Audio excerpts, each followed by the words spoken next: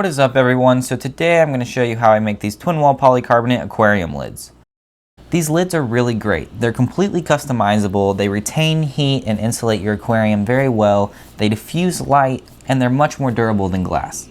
I like to make a cutout in the front of my lids, that way I can easily feed my fish, and then I can also perfectly cut out slots for my hang-on back filters. The supplies you'll need for this project are a straight edge, tape measure, marker, clamps, and a jigsaw. A jigsaw is by far the easiest way to cut a polycarbonate lid.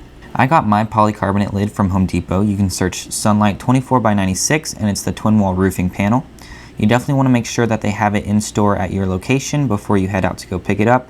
And definitely go ahead and look where it's located in the store, that way you're not wasting much time when you get there. Also, I highly recommend some sort of eye protection when cutting the polycarbonate roofing panel. These safety goggles are very cheap and can also be picked up while you're at Home Depot. So first things first, before we cut the polycarbonate roofing panel, we need to make sure that our jigsaw has blade clearance.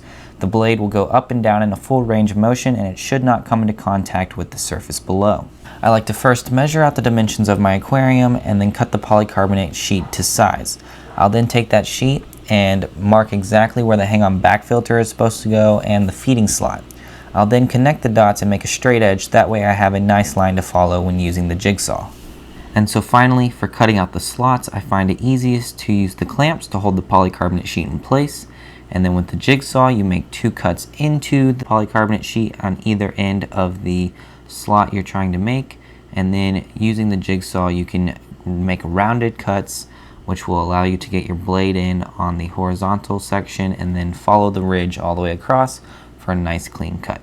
Here is my most recent lid that I've made. It's on my 20 long divided guppy breeding tank, and I just added these pieces of black mesh to prevent the frog bit from floating into the feeding areas.